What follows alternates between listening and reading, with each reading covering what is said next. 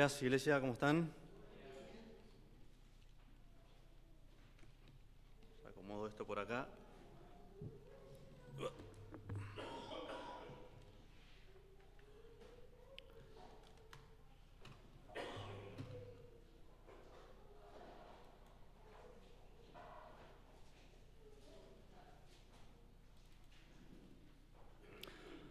Bueno, qué precioso, como siempre, podemos cantar a nuestro Señor. Pensaba en esa porción de una canción que cantábamos recién, que dice que le adoramos a Él aunque esté velada su gloria. Aunque no podamos ver su gloria, no podamos contemplar su gloria, la adoramos. Pensando en eso, me imaginaba que llegará el día donde ya le veremos. Ya no va a estar velado para nosotros y podremos hacer lo mismo que hacíamos hace un rato, cantarle, todos juntos, viendo su gloria, su majestad, como es Él. Qué precioso. Vamos a abrir nuestras Biblias, hermanos, por favor, en Mateo, capítulo 7, versículo 24. Mateo 7, verso 24.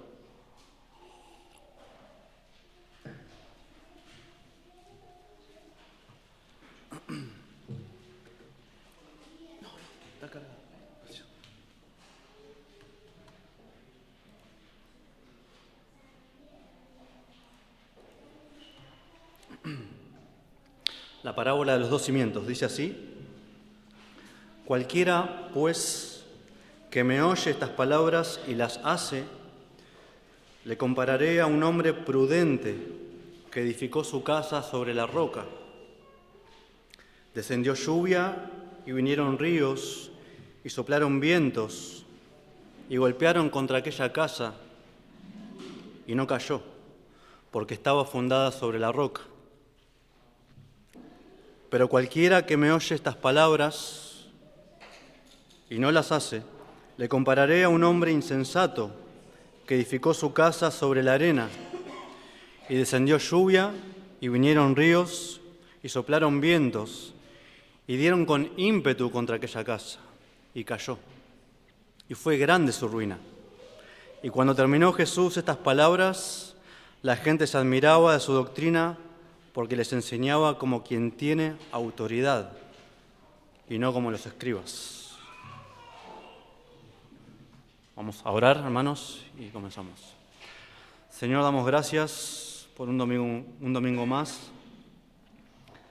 que podemos estar juntos como hermanos, como iglesia, como pueblo que tú has comprado.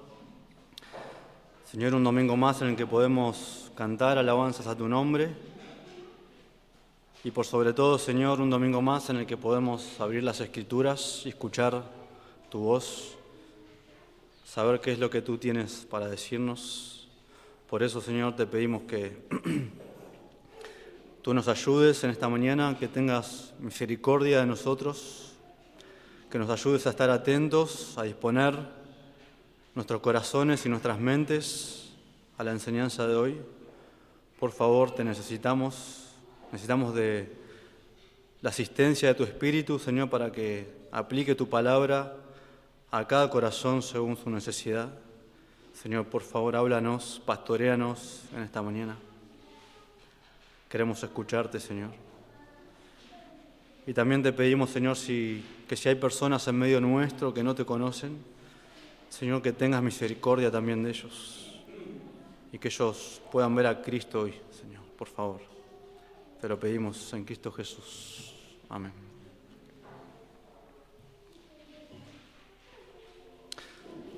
Hace algunos años, antes de la pandemia, pasó algo en Santa Teresita. Hubo un acontecimiento muy conocido por todos nosotros que captó la atención de todos nosotros. Si ustedes recuerdan, a la altura más o menos de la 43 y Costanera, hubo por mucho tiempo un terreno, una manzana que estuvo deshabitada por mucho tiempo, por décadas. Entonces el municipio tomó la decisión de construir un centro cultural ahí. Y los que pasábamos por ahí, eso captó nuestra atención porque veíamos cómo avanzaba esa obra Y ya nos imaginábamos, ¿no?, llevando a nuestros hijos y ver a nuestros hijos realizando algún tipo de actividad deportiva ahí. Así que sin dudas eso generó altas expectativas en el pueblo y en muchas personas. Pero en plena obra, ustedes se acordarán, en plena obra sucedió algo que iba a echar por tierra esas expectativas que todos teníamos. Para ser exactos, el viernes 2 de marzo de 2018, después del mediodía, en pleno proceso del llenado de la losa, cuando los albañiles habían preparado el encofrado, habían llamado a las máquinas esas grandes que vienen con los tubos donde descargan el concreto sobre la losa, lamentablemente la construcción cedió y se vino todo abajo. No pasó mucho tiempo hasta que los medios de comunicación llegaron hasta el lugar, personal de rescate llegó al lugar, las noticias del derrumbe recorrieron las redes sociales, la televisión, fue una noticia pública, y lo que en un primer momento era un motivo de orgullo y de crecimiento para el Partido de la Costa, pasó a ser un motivo de vergüenza, de escándalo y de ruinas. Este derrumbe se cobró la vida de 6 hombres por lo menos. Fue una desgracia para muchas familias eso.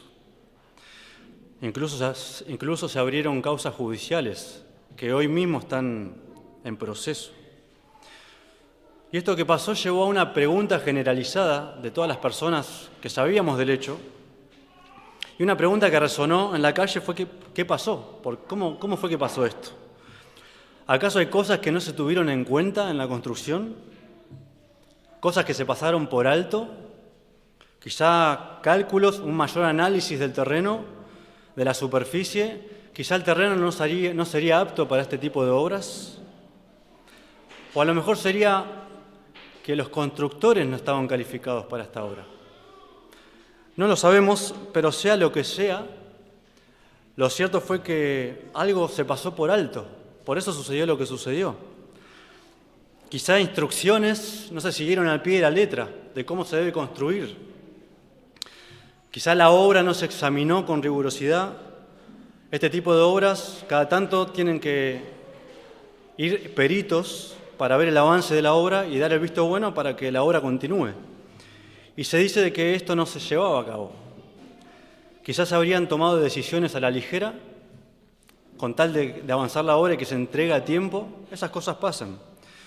Lo cierto es que sea lo que sea, el resultado de estas malas decisiones, de cometer estas imprudencias, tarde o temprano se harían evidentes, y pasó lo que pasó. Llegó un momento que el mal resultado de estas decisiones salió a la luz. Y no importaba ya lo que estaba a la vista, los que pasábamos veíamos un edificio enorme que parecía fuerte, una construcción resistente, pero lo cierto es que cuando llegó el momento donde la construcción debía ser puesta a prueba, donde el edificio debía ser puesta a prueba, donde la calidad y la resistencia de los materiales debía ser puesta a prueba, donde la prudencia, el compromiso y la seriedad de los constructores debía ser puesta a prueba, fue precisamente ahí donde se hizo evidente la deficiencia del trabajo. Pero algo todavía un poco más trágico en todo esto fue que ellos no tuvieron la sospecha ni la habilidad de darse cuenta que estaban al borde de un desastre. Ellos estaban ciegamente confiando en su trabajo, al punto que ese mismo día había obreros trabajando abajo de la losa, imagínense. Ellos estaban seguros que esto iba bien, la construcción iba bien, pero no fue así, los resultados lo demostraron. Y hermanos, pensando un poco en esto, lo que le pasó a estos obreros, es algo que nos puede pasar a cualquiera de nosotros, no solamente en la construcción, sino en cualquier ámbito de nuestra vida, incluyendo nuestra relación con Dios, nuestra vida espiritual también. Cualquiera de nosotros podría estar en un inminente desastre, al borde de un desastre, sin darnos cuenta, hablando de nuestra fe, ¿no? Cualquiera de nosotros podría estar confiando en solamente una profesión de fe, construyendo nuestras vidas de una manera equivocada, como hicieron estos constructores. perdiendo de vista que el día de la prueba de nuestra fe también llegará, como llegó el día de la prueba de probar la construcción. Por eso, hermanos, es precisamente que a través de un ejemplo como este el Señor quiere dar a conocer esta realidad espiritual, ¿sí? Una realidad espiritual que incluye a cualquier persona que se identifica a sí misma como seguidor o seguidora de Cristo. Y es por eso, hermanos, sumamente importante que con la ayuda de Dios, hoy en esta mañana, podamos examinarnos, puedas examinarte qué tipo de constructor eres, qué tipo de constructor eres, cómo estás construyendo tu fe, sobre qué. Y para saber esta realidad lo vamos a averiguar a través de 3 puntos, 3 realidades sobre los constructores. El primer punto, la primera realidad sobre los constructores es de que todos somos constructores, de alguna manera. La parábola que vamos a ver hoy identifica a los oyentes de Jesús, a sus seguidores, como constructores. Estos constructores pueden ser sabios o pueden ser necios, pero somos constructores. Pero no todos somos el mismo tipo de constructor. La parábola identifica en que hay constructores necios o sabios. Así que la segunda realidad que vamos a ver hoy es que algunos de los que estamos acá hoy somos constructores sabios o podríamos ser constructores sabios. Y en nuestra tercera realidad que vamos a ver hoy es que algunos de los que estamos acá somos o podríamos ser constructores insensatos. Eso es lo que dice nuestra parábola. Entonces vamos a ver nuestra primera realidad, que todos somos constructores. Vamos a ver cómo el Señor se rodea de constructores y lo vamos a hacer con ayuda del contexto. Vamos a notar primero que nuestra parábola, la parábola de los 2 cimientos, es una conclusión. Recordemos que nuestro texto de hoy es una parábola, y para los que no recuerdan, una parábola era una forma de enseñanza que el Señor utilizaba, y lo hacía a través de relatos o hechos simbólicos. Y esto lo hacía con el fin de comunicar verdades morales o espirituales y que les sean de una manera más fácil y accesible para la mente humana, ¿sí? Así que vamos a ver en primer lugar que esta parábola está ubicada al final del primer discurso o enseñanza del libro de Mateo, ¿sí? Esta enseñanza es conocida comúnmente como el Sermón del Monte, se le llama. Y esta es la primera enseñanza multitudinaria que el Señor va a dar, ¿sí? Antes de esta enseñanza pública y multitudinaria, recordamos que el Señor había sido bautizado, había estado 40 días en el desierto y luego de eso comenzó a enseñar, comenzó su ministerio público, pero solo enseñaba en las sinagogas y predicaba el Evangelio también, pero solo en las sinagogas, ¿sí? Empezó a respaldar su mensaje con todo tipo de señales que lo calificaban a él como el Mesías, ¿sí? Y comenzó a sanar todo tipo de enfermedades, aflicciones, empezó a curar dolencias, a dar vista a los ciegos, a dar audición a los sordos, a expulsar demonios. Así que esto provocó que su fama explotara por toda la región. Su forma de enseñar y sus milagros hicieron que la gente lo empiece a seguir. Mucha gente comenzó a seguir al Señor. Y estos seguidores, estas multitudes que seguían al Señor, son lo que esta parábola identifica como constructores, ¿sí? Haciendo una distinción entre constructores sabios o necios, ¿sí? Así que vemos que hay mucha gente siguiendo al Señor, mucha gente oyendo al Señor. Si notamos ahí en Mateo 4, 24, ya al final del capítulo dice esto: y se difundió su fama por toda Siria, y le trajeron todos los que tenían dolencias, los afligidos por diversas enfermedades y tormentos, los endemoniados, lunáticos y paralíticos, y los sanó. Y dice, y les siguió mucha gente de Galilea, Decápolis, Jerusalén, Judea y del otro lado del Jordán.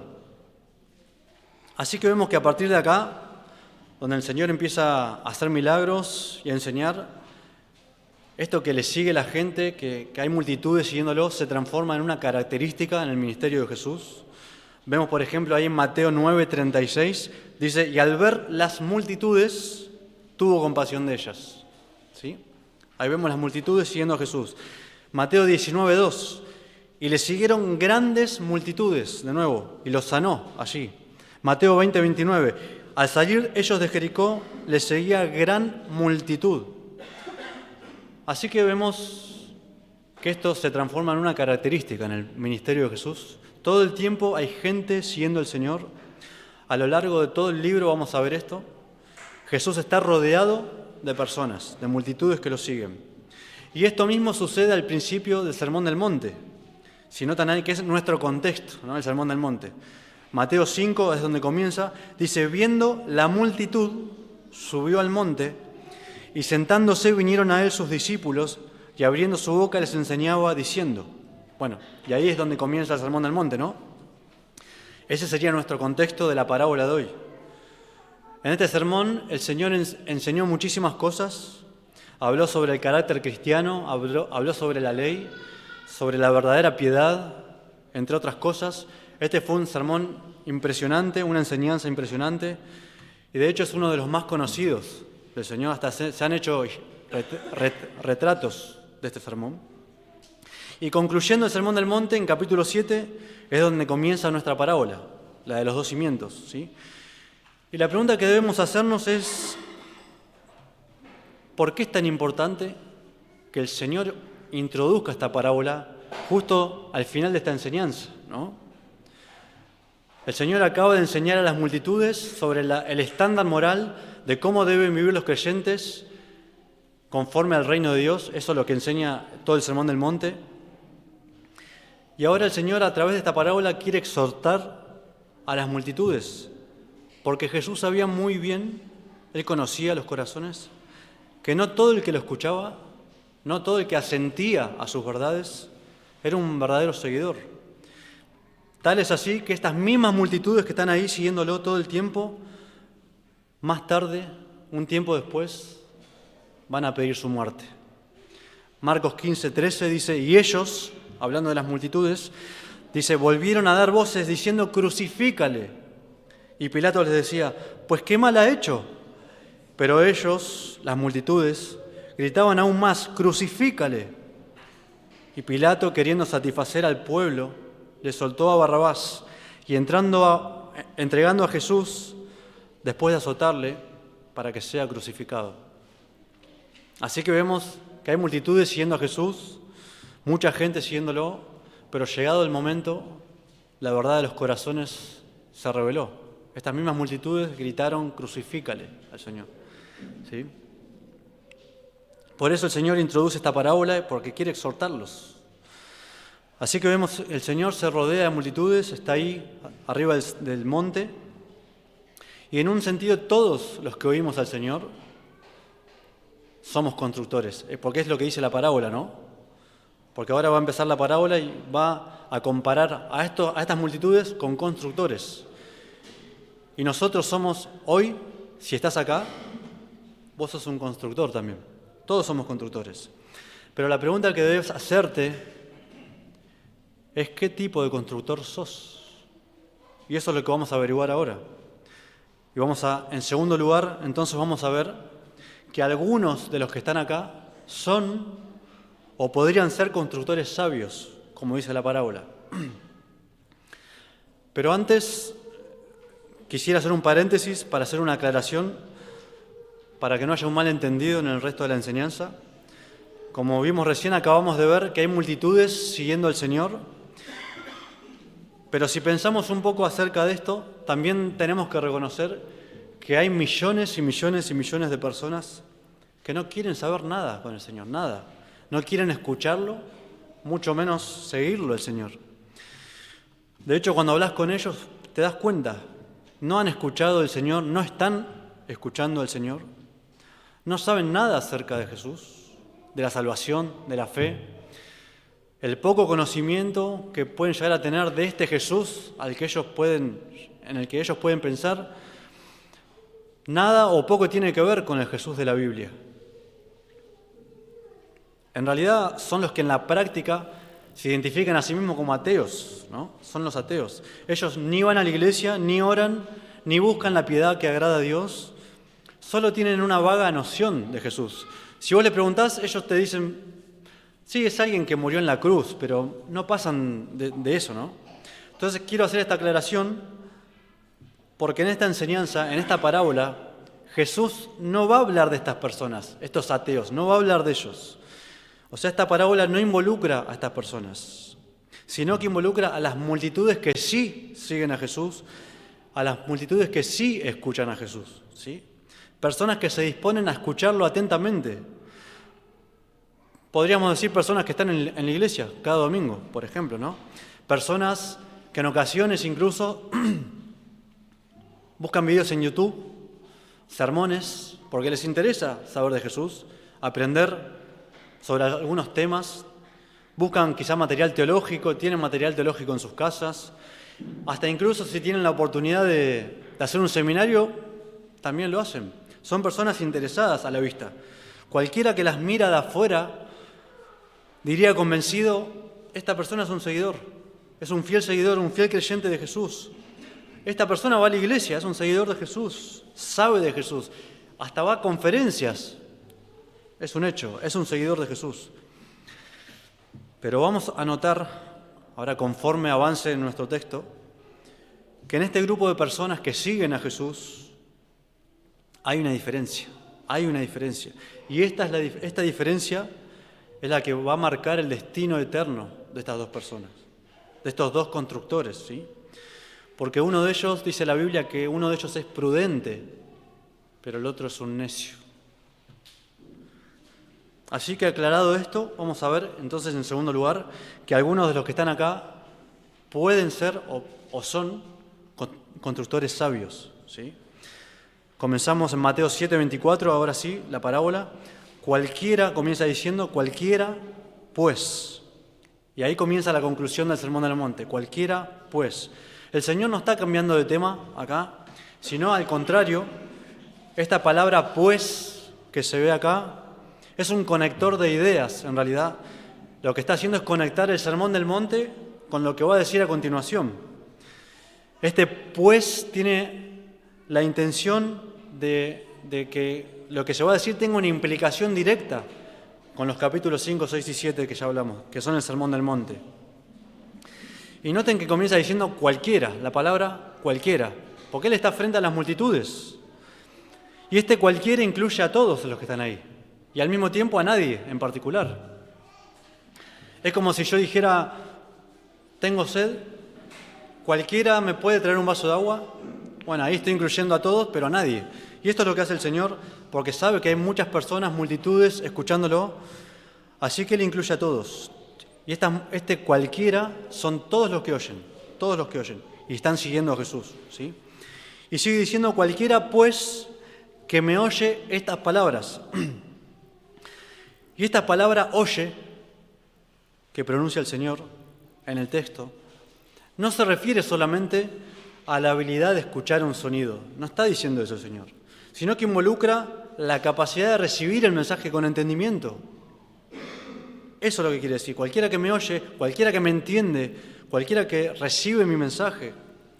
Por lo tanto, se espera que se derive en una acción de aquel que lo escucha. Es como cuando a veces le decimos a nuestros hijos, fulano, vení un poquito, ¿vos me escuchaste lo que yo te dije? ¿O me oíste? En realidad sabemos que nos oyó, sabemos que entendió, pero vemos que la acción no lo refleja. Y esto es lo que esta palabra oye implica eso, ¿no? Que los que oyen han entendido. Todos los que están en la multitud están entendiendo al Señor lo que dice. Y Jesús va a hablar acerca de esto ahora, acerca de aquellos que aprenden con atención y que escuchan las palabras del Señor. Y sigue diciendo, cualquiera pues, entonces, que me oye estas palabras y las hace. ¿Se dan cuenta? La acción esperada, y las hace. Jesús ahora está apuntando al tipo de respuesta que los oyentes, que los constructores tienen hacia sus palabras. Las hacen, ¿sí? Así que vemos que estos oyentes a los cuales hace referencia no solo lo siguen, o sea que están entre las multitudes y siguen al Señor, no solo lo están escuchando, o sea que tienen la disposición correcta delante del Señor cuando Él habla, sino que también lo hacen, están haciendo, están practicando. Cualquiera pues que me oye estas palabras y las hace. Les recuerdo que en este segundo punto estamos viendo las características de un constructor prudente, que es aquel que hace. Así que el Señor se refiere a estas personas que practican, personas que ponen por obra lo que aprenden, que son consecuentes con lo que dicen creer, ¿sí? Dicen amar a Jesús, personas que dicen seguir a Jesús, personas que dicen creer en Jesús, que dicen aprender de Jesús, que por lo tanto viven sus vidas acorde a su profesión, a lo que dicen. En conclusión, son personas que obedecen las enseñanzas de Jesús. En el texto paralelo, en Lucas 6:46, que también está la parábola de los dos cimientos, la introducción es un poco diferente y Lucas comienza diciendo esto. El Señor hablando dice, ¿por qué me llamáis Señor, Señor, y no hacéis lo que yo digo? Por supuesto que estamos hablando del hombre prudente acá, y él hacía lo que el Señor decía. Él llamaba Señor a Jesús y lo hacía con un entendimiento correcto de lo que decía, porque él obedecía, ¿sí? Entonces, ¿a qué se refiere Jesús cuando dice esto, cuando hace esta pregunta? ¿Por qué me llaman Señor y no hacen lo que yo digo? Porque no estamos hablando a lo que nosotros estamos acostumbrados hoy. Nosotros hoy decimos culturalmente, buenos días, Señor, pase, Señor, buenas tardes, Señor. No se refiere a eso, esta palabra Señor. En los tiempos bíblicos, en los tiempos de Jesús, esta palabra tenía otra connotación, con un peso sumamente más fuerte. Esta palabra es la palabra kurios en el griego e implica respeto, pero también implica sumisión. Da la idea de supremacía, da la idea de autoridad, da la idea de soberano. O sea, vos le llamás Señor a alguien y estás queriendo decir que Él es el dueño, el soberano, el que hace lo que quiere. Incluso esta palabra Señor se usaba para referirse a Dios y se usa hoy mismo. Es la misma palabra que usamos hoy cuando decimos Señor. Y Jesús no quería que se tomen a la ligera esta manera de llamarle a Él Señor. ¿Por qué le llamaban Señor y no hacían lo que Él decía? Se lo estaban tomando a la ligera. Un comentarista dice al respecto estas palabras. Escuchen, la palabra Señor significa que Él tiene una total autoridad sobre nuestras vidas, que le pertenecemos y que estamos obligados a hacer todo aquello que nos dice. Llamarle Señor y luego no obedecer es algo absurdamente contradictorio. No es suficiente con una mera confesión de su señorío. El verdadero amor y la verdadera fe involucran una sincera obediencia. No le amamos realmente y no podemos asegurar que creemos verdaderamente en Él si no hacemos lo que Él dice. Así que, hermanos, es un hecho de que una verdadera relación de amor con Cristo, a quien llamamos Señor, no se limita solo a palabras, confesiones, Señor, Señor, o creencias, sino que debe manifestarse y evidenciarse en acciones concretas. Estas acciones concretas se traducen en una vida de obediencia a sus palabras. Juan 14:15 dice, si me amáis, guardáis mis mandamientos. Juan 14:23 dice, respondió Jesús y les dijo, el que me ama, mi palabra guardará. Primera de Juan 5:3 dice, pues este es el amor de Dios, este es el amor a Dios, que guardemos sus mandamientos. Así que es un hecho, hermanos, que si confesamos que le amamos, si le seguimos, si escuchamos sus palabras, debemos obedecerlo, debemos mostrarlo en una vida de obediencia. ¿Por qué me llamáis Señor, Señor, y no hacéis lo que yo digo? Pero no es el caso de nuestro primer hombre, no es el caso. Este hombre amaba al Señor, amaba a Jesús, llamaba Señor a Jesús, con un correcto entendimiento de sus implicancias y actuaba en consecuencia. Por eso sigue diciendo nuestro texto: cualquiera pues que me oye estas palabras y las hace, le compararé a un hombre prudente, a un hombre sabio. La prudencia y la obediencia van de la mano, ¿sí? Y es en este punto donde el Señor va a comparar estos dos tipos de vida que confiesan seguirlo. Porque dice, le compararé a un hombre sabio, ¿sí?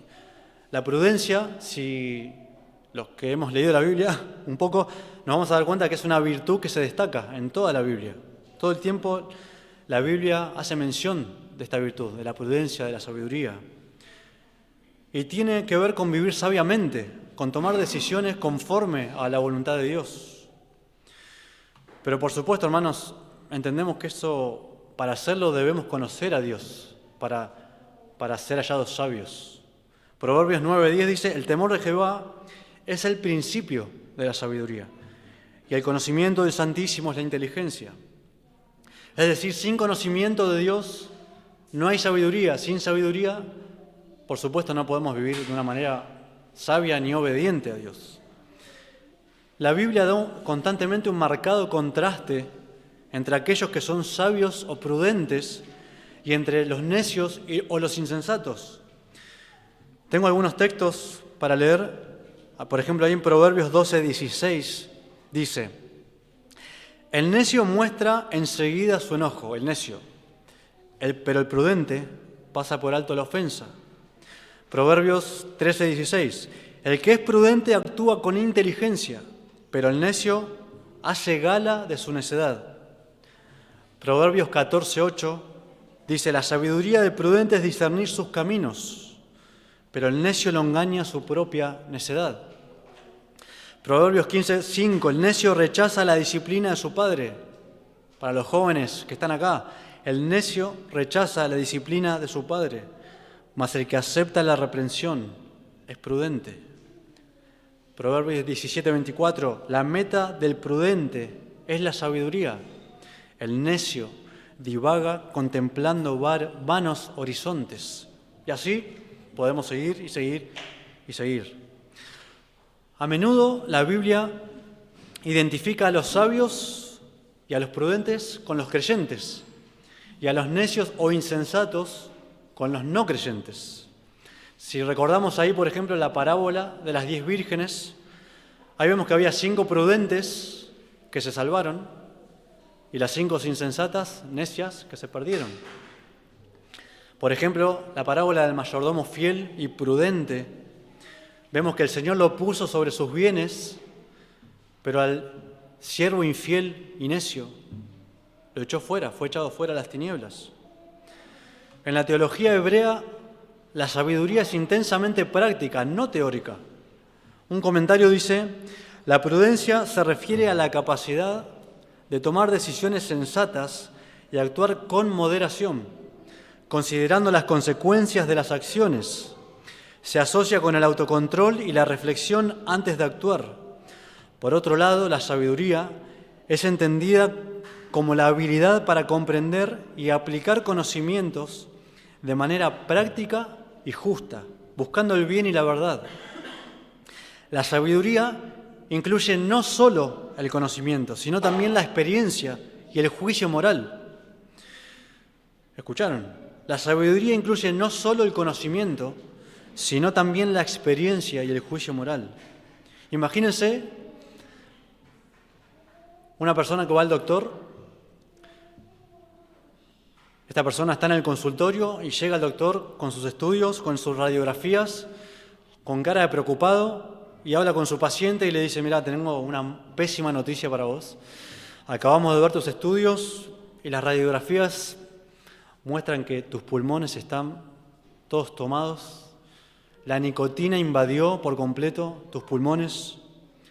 Así que es necesario que dejes de fumar ya cuanto antes, porque en cuestión de semanas o meses o algunos años, pocos años, esto va a acabar con tu vida.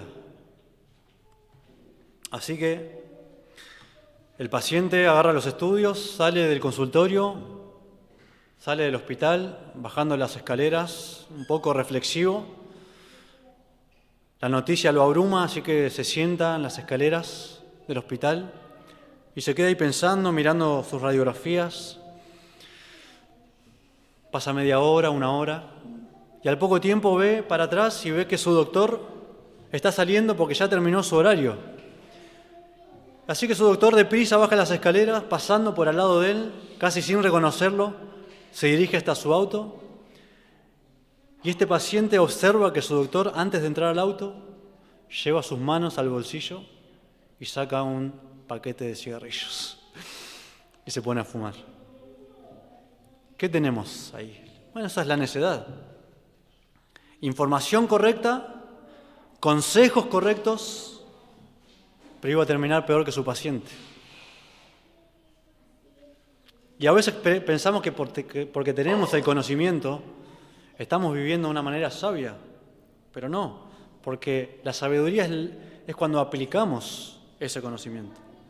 Cualquiera, pues, que me oye estas palabras y las hace, le compararé a un hombre prudente, a un hombre sabio, que escucha, que comprende, pero que también aplica.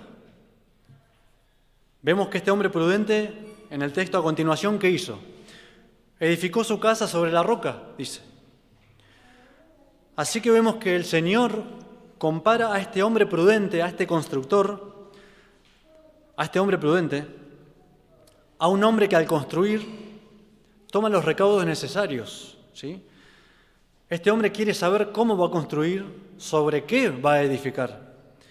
Porque este hombre sabe, este constructor sabe y se da cuenta que no puede construir, que no puede comenzar la obra así nomás. Pero si vemos un poco, quizás esto a los oyentes no les parecía algo muy revelador lo que decía el Señor. Era obvio que una construcción debía hacerse sobre un cimiento, sobre un fundamento sólido, es obvio. Entonces, ¿por qué el Señor está diciendo algo obvio?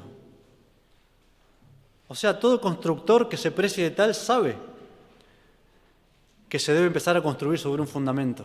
Acá tenemos a varios constructores, a Héctor, a Ciro, que pueden dar fe de esto, que deben empezar a construir sobre un fundamento. ¿Y por qué está diciendo esto obvio el Señor? Bueno, porque de la misma manera debe ser obvio para un verdadero creyente que sabe, a un verdadero creyente que dice que sigue a Jesús, a una persona que dice que oye sus palabras con atención, a una persona que ama, que llama maestro a Jesús, se llama Señor a Jesús. Es obvio, si cree todas estas cosas, que entonces debe vivir conforme a todas estas cosas. Por supuesto que un verdadero creyente no es perfecto, pero se esfuerza en vivir conforme a las Escrituras, conforme a sus convicciones, pero que las Escrituras les enseñan, ¿no? Y esto, por supuesto, implica una negación absoluta de uno mismo. Debemos dejar a un lado nuestros propios deseos, nuestros propios anhelos, nuestros propios puntos de vista y decir, Señor, heme aquí, yo soy tu siervo. Y esa es la vida del creyente, o al menos lo que debiera ser. Pero por supuesto, hermanos, hay que reconocerlo, es difícil, es muy difícil hacerlo. Pero lo cierto, hermanos, es que el Señor fue muy claro con aquellos que querían seguirle. El Señor no tuvo la intención de engañar a nadie. Es más, Él se aseguró de que sus seguidores sepan muy bien las implicancias de seguirlo. Ahí en Mateo 16, 24 dice, entonces Jesús les dijo, si alguno quiere venir en pos de mí, niéguese a sí mismo, tome su cruz y sígame. En Lucas 9, 23, que es el texto paralelo, dice, si alguno quiere venir en pos de mí, tome su cruz y agrega cada día. Tome su cruz cada día y sígame. Nosotros a veces estamos como que un día tomamos la cruz, al otro día la dejamos ahí reposando, al otro día la agarramos, después pasa una semana, la dejamos ahí reposando y ahí estamos. Pero Lucas es enfático. Si alguno quiere venir en pos de mí, niéguese a sí mismo y tome su cruz cada día. Por supuesto que esto demanda esfuerzo. La autonegación de uno mismo en pos de una obediencia práctica a Cristo es una marca distintiva en un verdadero creyente. Es una marca distintiva de un verdadero discípulo del Señor. Lucas 14:27 dice: el que no lleva su cruz y viene en pos de mí, no puede ser mi discípulo, no puede. Así que está claro que esto demanda esfuerzo, demanda sacrificio, por supuesto, claro que sí, demanda negación, claro que sí, renuncia a uno mismo, claro que sí. Pablo en Filipenses lo había dicho, él había renunciado a todo, había estimado todo como pérdida, como basura por amor a Cristo, por obediencia a Cristo, y se esforzaba cada día en la gracia para obedecer a su Señor. Y es por esto mismo que nosotros oramos tantas veces, ¿no? Porque nos damos cuenta de nuestra debilidad, que no podemos, y oramos: Señor, por favor, ayúdame, yo te quiero obedecer, Señor, necesito de tu gracia cada día, porque entendemos que si queremos ser fieles en una vida de obediencia, debemos esforzarnos. Pero hermanos, pensemos un poco en esto. No puede ser que a lo que a Jesús le costó todo, lo que a Jesús le costó su vida, lo que a Jesús le costó ser despreciado, humillado, rechazado, golpeado, escupido, traicionado, quebrantado, aplastado por la ira de Dios en la cruz. No puede ser, hermanos, que su obediencia al Padre le haya costado todo eso y a nosotros, nuestra obediencia, no nos cueste nada. No puede ser. Y quiero hacer una aclaración, porque cuando digo esto no estoy hablando de obedecer al Señor para ganarnos la salvación. Sabemos todos que la Biblia enseña que la salvación es por gracia, que es un regalo de Dios, Efesios 2. Porque por salvos sois salvos por medio de la fe, y esto no es de vosotros, pues es don de Dios, no por obras para que nadie se gloríe. Pero la obediencia es una respuesta evidente de la salvación. Cuando nos arrepentimos y ponemos nuestra confianza en el Señor, cuando ponemos nuestra fe en el Señor y lo seguimos, comenzamos a vivir una vida de obediencia. Eso es algo que antes no hacíamos. Efesios 2 también dice que Él nos dio vida cuando estábamos muertos en delitos y pecados. Anteriormente nosotros vivíamos de acuerdo a las costumbres de este mundo, siguiendo el espíritu que opera ¿dónde? En el espíritu, en los hijos de desobediencia. Pero una vez venidos a Cristo ya no debe ser igual. Solíamos nosotros satisfacer los deseos de nuestra naturaleza caída, de nuestra carne, y actuar según nuestros propios pensamientos, pero ya venimos a Cristo y no puede ser igual. O sea, la diferencia de estar en Cristo no puede ser solamente que ahora venimos a la iglesia, no puede ser. O sea, seguimos casi igual que antes, solo que venimos a la iglesia. No puede ser. No puede ser que nuestra obediencia a Cristo no nos esté costando. Algo no está bien si pasa eso en nuestras vidas. Si este es nuestro cristianismo, algo anda mal. Porque es un hecho, hermanos, que la obediencia demanda un esfuerzo. Demanda un esfuerzo continuo, y nuestro primer constructor lo sabía. Sabía que si no se esforzaba, su casa no iba a permanecer por mucho tiempo. Él lo sabía. Vamos a ver en Lucas cómo dice, porque Lucas agrega otro detalle, también en la parábola de los dos cimientos, que Mateo no menciona. Fíjense lo que dice Lucas 6:47. Dice: todo aquel que viene a mí y oye mis palabras y las hace, hablando del constructor prudente, os indicaré a quién es semejante. Semejante es al hombre que al edificar una casa cavó y ahondó. Esto Mateo no lo menciona. Y puso su fundamento sobre la roca. Mateo dice simplemente que construyó su casa sobre la roca. Pero Lucas abre un poquito más el panorama y nos dice que nuestro primer constructor se tuvo que esforzar. Dice que cavó, tuvo que cavar y cavar y cavar y irse hondo hasta encontrar el material sólido, la roca. ¿Sí? Este constructor se esforzó arduamente a fin de que su casa esté segura. y para que permanezca firme en el tiempo. Y cuando encontró la roca, dijo, bueno, ahora sí voy a edificar mi casa. Este es un lugar seguro ahora para mí y para mi familia.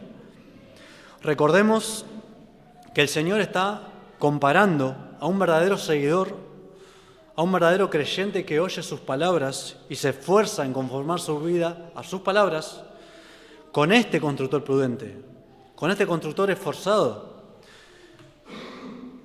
Este constructor, cuando construyó, lo hizo pensando en los días venideros.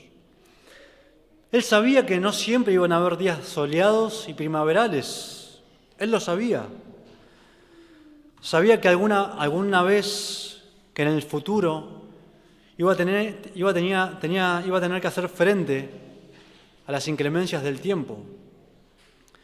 Por eso nuestro texto sigue diciendo que descendió lluvia, versículo 25, y vinieron ríos y soplaron vientos y golpearon contra aquella casa y no cayó, porque estaba fundada sobre la roca.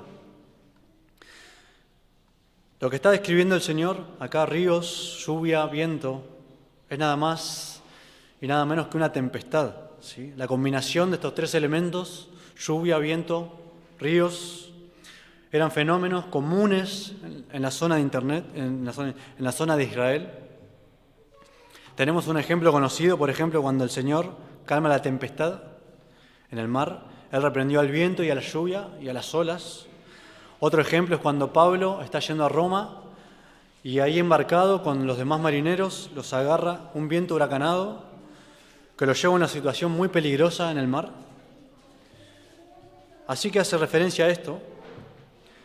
En Israel suele haber tres tipos de vientos por lo menos: vientos cálidos y secos, que son vientos del desierto, vientos que provienen del mar Mediterráneo, que son un poco más húmedos, y los vientos llamados vientos de tormenta, que en ocasiones pueden provocar lo que se conocen como tormentas de arena, ¿sí?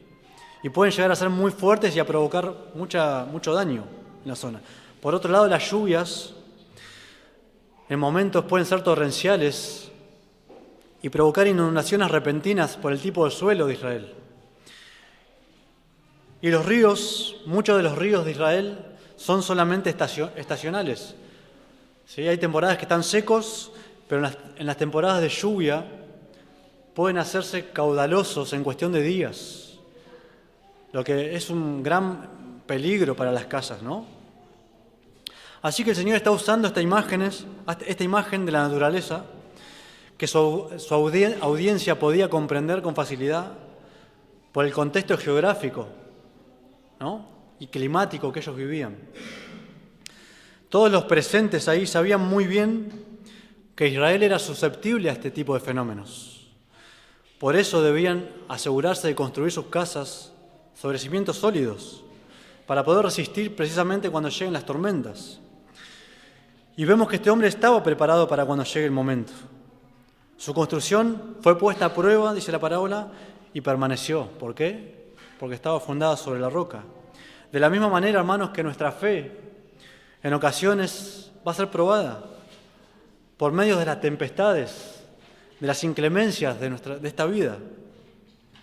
En ocasiones llegan conflictos a nuestra vida, llegan pruebas de todo tipo, aflicciones, tribulaciones, tristezas, quebrantos, tentaciones.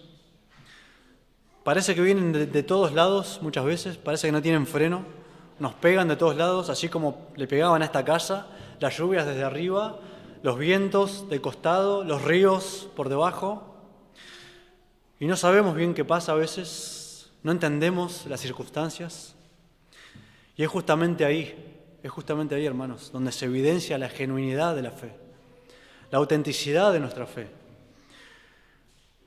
Es justamente ahí donde se evidencia si confiamos en aquel que dijo: he aquí, yo estoy con ustedes todos los días hasta el fin del mundo. Es justamente en esos momentos, hermanos, donde se evidencia si creemos en aquel que dijo: no temas, porque yo estoy contigo. No desmayes, porque yo soy tu Dios que te esfuerzo. Siempre te ayudaré, siempre te sustentaré con la diestra de mi justicia. Es ahí donde se prueba nuestra confianza en Cristo, en sus promesas, en sus palabras. Se prueba si nos sostenemos en Cristo o si nos sostenemos por nosotros mismos, si Él es nuestra roca o si no lo es. Pedro lo dice con estas palabras. Primera de Pedro 1:7 dice: para que sometida a prueba vuestra fe, mucho más preciosa que el oro, el cual, aunque perecedero, se prueba con el fuego, sea hallada en alabanza, gloria y honra cuando sea manifestado Jesucristo. Hermanos, los padecimientos de los creyentes no son carentes de propósito. Las pruebas no son con el fin de que no tengan fruto en nuestra vida, al contrario. Notamos que este constructor sufrió los embates de la naturaleza y del mismo modo los creyentes también van a sufrir las aflicciones de esta vida. Ciertamente hay un evangelio que promete otras cosas, el cual gracias a Dios no predicamos en esta iglesia, que promete prosperidad, salud, bienestar, pero ese no es el verdadero evangelio del que la Biblia enseña. Y Pedro dice que aunque esta fe se compara con el oro es perecedero, pero la verdadera fe es indestructible, es indestructible, pase lo que pase en nuestras vidas, y se perfecciona a través de las pruebas. Aquel que posee una verdadera fe, una verdadera confianza en el Señor, está firme. Como el monte de Sión, como dice la canción, ¿no? No existen causas en este mundo por las cuales se llegue a abandonar la fe si la fe es genuina. No existen. Primera de Juan 5:4 lo dice así: porque todo lo que es nacido de Dios vence al mundo. Y esta es la victoria que ha vencido al mundo, nuestra fe. Ahora, hermanos, esta podría ser un tipo de aplicación, pero es una aplicación secundaria, el hecho de que los vientos, los ríos, las lluvias dan contra la casa y la casa permanece firme. Entonces sería una aplicación el decir de que las aflicciones de esta vida llegan a nosotros y nosotros permanecemos firmes. Puede ser una aplicación, pero no es la aplicación primaria del pasaje. Porque la aplicación primordial de este pasaje, en realidad, se basa en una vida de obediencia y sincera a Cristo. Pero hermanos, ¿por qué hago esta aplicación? ¿Por qué la menciono, la primera aplicación? Porque de la misma manera que una fe verdadera, una fe sincera, auténtica, nos hace permanecer en las pruebas, nos hace estar firmes en las pruebas, es esa misma fe la que nos ayuda a obedecer. Y ese es el punto y el enfoque de la parábola. La obediencia es el fruto de una fe verdadera. Y esta obediencia, dice Pedro, recibirá alabanza, gloria y honra cuando sea manifestado Jesucristo. Mientras que aquellos que solo guardaron una apariencia de fe serán apartados con los infieles. Y vemos este juicio para los infieles en el contexto inmediato de la parábola. Ahí en Mateo 7:22 dice: muchos me dirán en aquel día: Señor, Señor, ¿no profetizamos en tu nombre? Y en tu nombre echamos fuera demonios, y en tu nombre hicimos muchos milagros. Y entonces les declararé: nunca os conocí, apartados de mí, hacedores de maldad. Personas que estaban entre los creyentes, profetizaban en el nombre del Señor, pero van a escuchar estas terribles palabras.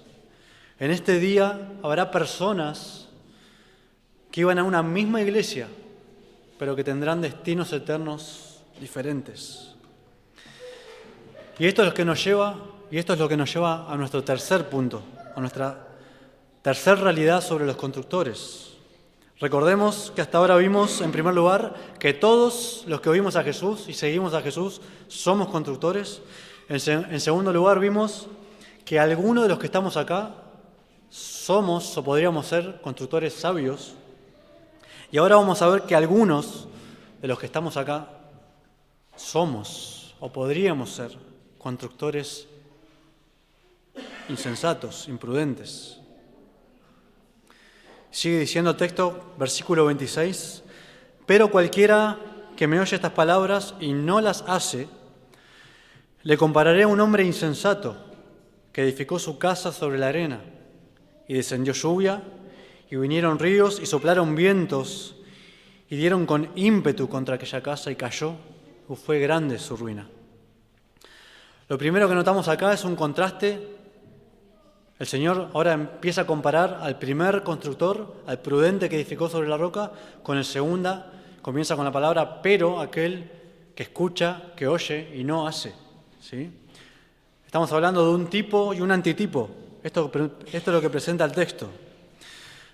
Y acá podemos ver inmediatamente que nuestro segundo constructor, aún sabiendo lo mismo, exactamente lo mismo que sabía el primero, decide hacer lo contrario. Decide hacer lo contrario. El segundo constructor, el necio, ¿sabía que debía construir sobre un fundamento sólido? Sí, sí lo sabía. Ahora lo vamos a ver. ¿Sabía que los fenómenos meteorológicos de Israel podían ser peligrosos para una casa fundada sobre la arena? Sí, sabía, por supuesto. ¿Sabía que la arena no es un terreno apto para iniciar una construcción? Sí que lo sabía.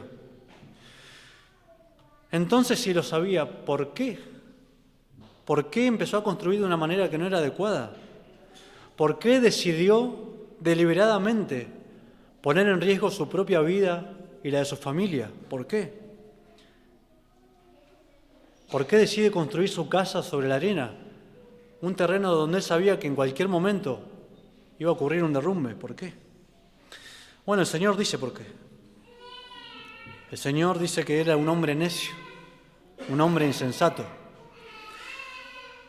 Pero cualquiera que me oye estas palabras y no las hace, le compararé a un hombre insensato que edificó su casa sobre la arena. Y las malas decisiones de su insensatez de construir sobre la arena atrajeron destrucción y ruina sobre su vida. Recordemos que así como el Señor compara al primer constructor con una vida de obediencia, con un creyente que obedece, que escucha y vive las enseñanzas de Jesús, ahora el Señor compara a nuestro segundo constructor. Este segundo constructor representa a una persona que dice que es creyente, pero en realidad sencillamente no lo es, no lo es. Y repito, en este texto, para recordar, el Señor no quiere hacer una distinción entre un creyente y un ateo, no quiere hacer eso. O sea, entre un inconverso declarado, no. Sino que quiere hacer una distinción entre un creyente y un falso creyente. Que en otras palabras es un inconverso. En otras palabras es un inconverso, pero que tiene interés por Jesús, muestra un cierto interés por Jesús. Esta parábola representa a dos tipos de personas que a simple vista parecen lo mismo. Los dos están siguiendo a Jesús en las multitudes, los dos están oyendo las enseñanzas de Jesús, los dos reconocen a Jesús como el Maestro, los dos llaman a Jesús Señor, pero solo uno de ellos obedece y pone en práctica sus enseñanzas. En definitiva, hermanos, uno es genuino y el otro es un hipócrita. ¿Qué es lo que hace un hipócrita? Bueno, es tratar de averiguar, es tratar de aparentar lo que no es, ¿no? Todos lo sabemos. Y según nuestro texto, esta persona dice que es algo que no es en realidad. ¿Y por qué concluimos así? Porque en realidad no tiene una vida práctica de obediencia al Señor. Santiago 2:18 dice: muéstrame tu fe sin tus obras y yo te mostraré mi fe por mis obras. Los hechos de este hombre, de esta persona, no demuestran que es creyente. Sus pensamientos no demuestran que es creyente. Sus pasatiempos no demuestran que es creyente. Sus deseos no lo demuestran. Eso sí, está todos los domingos, se congrega habitualmente todos los domingos. Está entre la multitud, está presente. Está oyendo las enseñanzas del Señor. Tiene una disposición correcta, escucha con atención las enseñanzas, escucha la prédica. El Señor dice: cualquiera que oye estas palabras. Pero esto no es algo nuevo, hermanos, esto siempre pasó. Incluso el pueblo infiel y desobediente de Israel también lo hacía. Hacía exactamente lo mismo y el Señor denuncia una y otra vez esta manera hipócrita de actuar. Ahí, si miramos en Ezequiel, capítulo 33, 31, es Dios hablando al profeta y dice estas palabras. Y vienen a ti, hablando del pueblo, ¿no? Y vienen a ti como viene el pueblo, y se sientan delante de ti como pueblo mío. Oyen tus palabras y no las hacen, sino que siguen en sus deseos sensuales. Sus corazones andan tras sus ganancias. Y he aquí tú eres para ellos como la canción de amor de uno que tiene voz hermosa y toca bien un instrumento. Oyen tus palabras, pero no las ponen en práctica. O sea, el pueblo oía al profeta Ezequiel y les encantaba oírlo. De hecho, acá dice, aquí tú eres para ellos como la canción de amor. O sea, para ellos escuchar al profeta Ezequiel era como un deleite, era escuchar como una canción de amor. Quedaban atontados, admirados de lo que escuchaban. Decían, wow, qué palabras que tiene este hombre. ¿Cómo habla en nombre de Dios? Pero eso era todo, hermanos. Salían de ahí y seguían con sus vidas y sus mismos pecados. Así que esta persona, el insensato, se camufla fácilmente entre los creyentes. Ya dijimos, viene a la iglesia, escucha con atención, se pone de pie y canta los himnos con los creyentes, incluso da sus ofrendas y hasta podría ser capaz de responder preguntas teológicas con facilidad. Porque, hermanos, hay que ser puntual en algo. Esto no es un problema de doctrina, no es un problema doctrinal, no es un problema teológico. Algunos piensan que esta parábola representa a dos personas. Una, el sabio es el creyente que se congrega en una iglesia sana y el insensato es aquel que se congrega en una iglesia que no es sana. Pero no necesariamente. Porque si prestan atención, van a notar que en nuestro texto las multitudes están delante de un mismo maestro, que es el Señor. O sea, todos están escuchando la misma enseñanza, todos están frente a la misma doctrina, ¿sí? Todos estaban escuchando al Señor. Así que no se trata de doctrina, sino que se trata de la respuesta práctica a la doctrina. Cualquiera, pues, que me oye estas palabras y las hace, dice el Señor.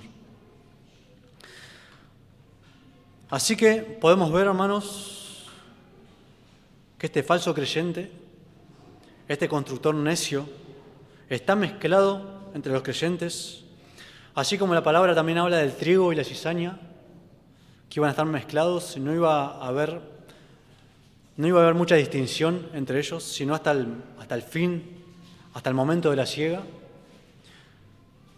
Así que difícilmente se lo puede identificar a esta persona. No digo esto para que andemos con la lupa, ¿no? Así.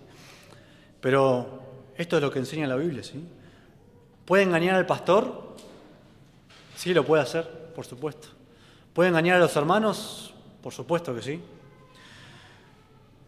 ¿Pero a quién no puede engañar? Bueno, a aquel que ve el corazón, ¿no? Al Señor. Él sí lo sabe. Y este es el meollo del asunto. Este es el foco de la parábola. Porque la diferencia entre estas dos personas no está a la vista. No la podemos ver muchas veces. No sé si ustedes recuerdan el juego que a veces antes jugábamos con las revistas que nos hacían buscar las diferencias entre dos imágenes. Y teníamos que buscar así con atención a ver la diferencia entre las dos imágenes y no estaban a la vista. Bueno, de la misma manera, las diferencias entre el necio y el sabio no están a la vista. Y ese es el punto de la parábola, ¿sí? De la misma manera que la diferencia entre estas dos construcciones no estaban a la vista. Porque ¿dónde estaba la diferencia? En los cimientos. Ahí donde nadie puede ver. Ahí estaba la diferencia. Seguramente los que pasaban por la zona notaban que las dos casas eran iguales. se veían preciosas a la vista. No había diferencia. Es más, quizá la del constructor necio tenía una fachada más linda, más bonita se veía. Quizá se preocupó en poner mejores puertas, mejores ventanas, hacer un mejor acabado en la pintura. Y quizá miraba las del vecino, la del constructor prudente, y no te llamaba tanto la atención, no era tan atractiva, ¿no? Pero lo importante no estaba a la vista, sino en los cimientos donde nadie veía. Ahí estaba lo importante. Y lo mismo pasa en las iglesias. Hay personas que lucen muy bien, como la casa del necio. Parecen creyentes, pero todavía andan en viejas prácticas. Y muchas veces lo hacen a sabiendas. ¿Por qué digo que lo hacen a sabiendas? Porque se esconden para hacerlo, no lo hacen delante de los hermanos. Tito 1:16 dice, profesan conocer a Dios, pero con los hechos lo niegan, siendo abominables y rebeldes, reprobados en cuanto a toda buena obra.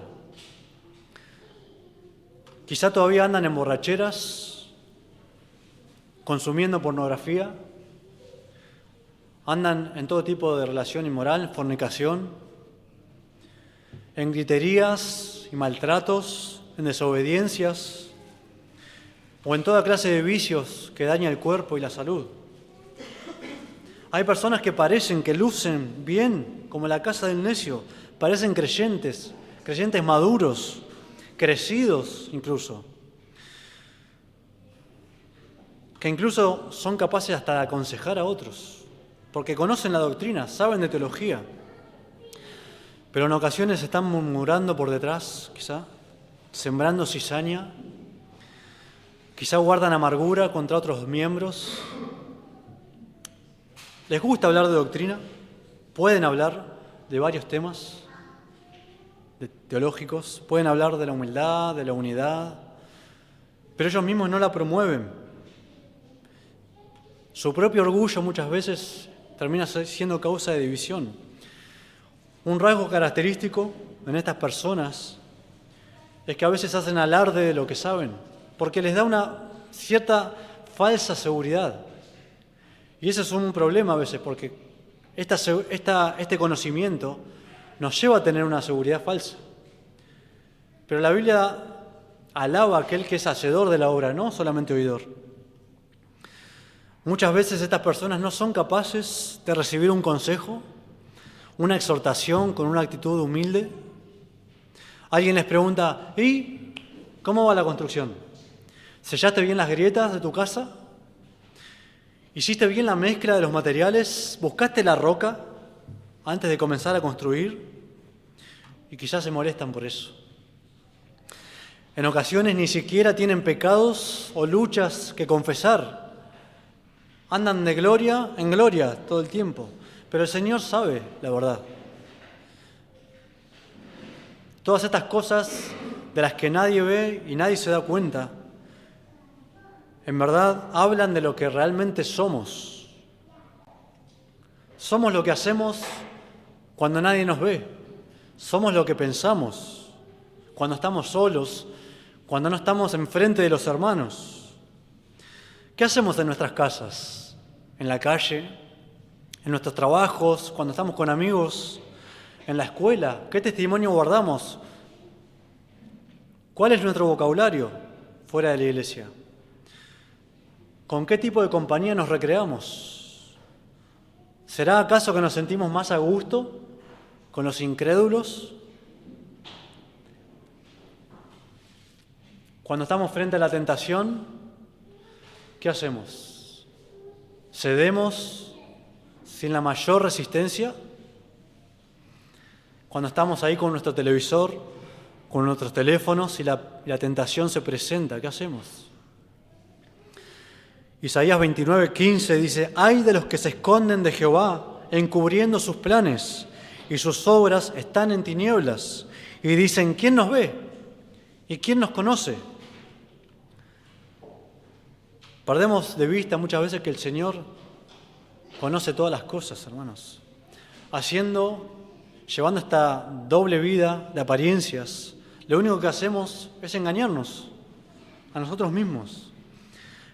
Porque caemos en el error de pensar que porque vamos a la iglesia, porque escuchamos sermones, cantamos las canciones, decimos amén, decimos bendición, hermano, ¿cómo estás? Usamos ciertas palabras dentro del contexto de iglesia adecuadas. Pensamos que por eso estamos bien con el Señor, pero no estamos bien. El Señor conoce, sabe muy bien lo que pasa en cada iglesia. Sus ojos están sobre cada congregación. La palabra dice que Él conoce a los que son suyos, pero también a los que no son suyos. Así que, hermanos, nosotros debemos examinar nuestras vidas y cuidarnos de caer en la hipocresía. Porque este es un pecado que se oculta muy bien, no solo de los demás, aún de nosotros mismos se oculta.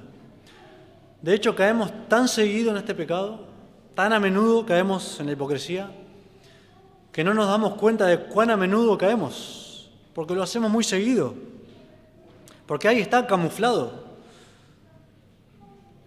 En ocasiones solo mostramos lo que queremos que los demás vean de nosotros. Lucimos obedientes, piadosos, comprometidos. ¡Qué buena casa!, dicen los que pasan. ¡Qué buen constructor!, dicen los que ven por fuera nomás. Pero el Señor sabe lo que hay en los cimientos. El Señor sabe del peligro de una casa sin cimientos. El Señor sabe del peligro de una profesión de fe sin obediencia. ¿Acaso pensamos que el Señor puede pasar por alto la hipocresía de una obediencia superficial? No, el Señor es paciente, pero cuando llegue el día del juicio, la verdad de los corazones se hará manifiesta, como dice Pablo en Romanos, que conforme a nuestro evangelio que predicamos, el Señor juzgará los secretos de los hombres. El pecado que es secreto en el presente, hoy, será un escándalo público en el día del juicio. O la casa permanecerá en pie, o será reducida a ruinas. Cada uno recibirá su alabanza de Dios, o escuchará las terribles palabras de juicio de la boca del Señor. Apartaos de mí, nunca os conocí. Todos los mentirosos, hipócritas, engañadores tendrán su parte en el lago de fuego, dice la Escritura en Apocalipsis 2:18. Este será el galardón y la porción de aquellos que viven una apariencia de fe nomás, una fe hueca, vacía y sin frutos. Para finalizar, hermanos, vemos brevemente los últimos versículos, verso 28. Cuando terminó Jesús estas palabras, la gente se admiraba de su doctrina, porque les enseñaba como quien tiene autoridad y no como los escribas. Y es muy llamativo, hermanos, que es como una nota al pie que deja acá. Es muy llamativo que diga que la gente se estaba admirando, porque es lo que continuamente hacemos. Ahora es un hecho, por supuesto, ¿no?, que es una reacción de esperar. Está el mismo Señor hablando, Dios mismo hablando a los hombres, a las multitudes. Por supuesto, las multitudes se admiran cuando Dios habla. Cada vez que el Señor abría su boca, todos se maravillaban, todos. Y eso lo vemos continuamente en las Escrituras. Mateo 22:33 dice: oyendo esto la gente se admiraba de su doctrina. Marcos 6:2 dice: y llegado el día de reposo comenzó a enseñar en las sinagogas y muchos oyéndoles se admiraban. Pablo, hablando delante del procónsul, en Hechos 13:12 dice: entonces el procónsul, viendo lo que había sucedido, creyó maravillado de la doctrina del Señor. Así que es un hecho, hermano, que cuando el Señor habla o cuando alguien expone la palabra del Señor, produzca perplejidad en los que oyen, ¿sí? Porque la palabra del Señor es viva, es eficaz, penetra hasta partir el alma y las coyunturas, discierne el corazón y las intenciones de cada uno. Por eso no es de extrañar que provoque esta maravilla en los que oyen. Ahora ciertamente hoy no está hablando el Señor delante de ustedes. ni cada domingo está hablando el Señor en este púlpito, delante de ustedes. Pero sí es cierto que en la medida que el que se para acá adelante y se esfuerza por predicar fielmente el texto, es la palabra del Señor. Y quizá hoy estás como estas personas, estás maravillado, o quizá no. O quizá otros domingos has estado maravillado de la enseñanza y tenés esta reacción delante de la enseñanza. Quizás quedás asombrado, qué buena prédica la de hoy. Pero no pasa de ahí, no pasa de ahí. Oremos para que este no sea un domingo más de maravillas. Y Dios quiera que la enseñanza de hoy hable a nuestro corazón, hable a tu corazón y puedas examinarte. Y el Señor pueda mostrarte qué tipo, qué clase de constructor eres. Si te mostró que quizá hay hipocresía en tu vida, si te das cuenta que sos alguien dentro de estas paredes y fuera sos alguien totalmente distinto, si te mostró que quizá llamás Señor, Señor a Jesús, pero no vivís acorde a su señorío, si te diste cuenta que tu casa está al punto del derrumbe, que está en peligro, debes deshacer todo lo que hiciste hasta ahora, arrepentirte de tus pecados y amoldar tu vida a una fe práctica y volver a empezar una nueva casa, porque el Señor es misericordioso. Porque, hermanos, el día de la tempestad llegará. Sin dudas que llegará. Y no habrá tiempos en ese momento para evitar el desastre, ¿sí? Mientras tanto que se dice hoy, no endurezcamos nuestro corazón. Oremos.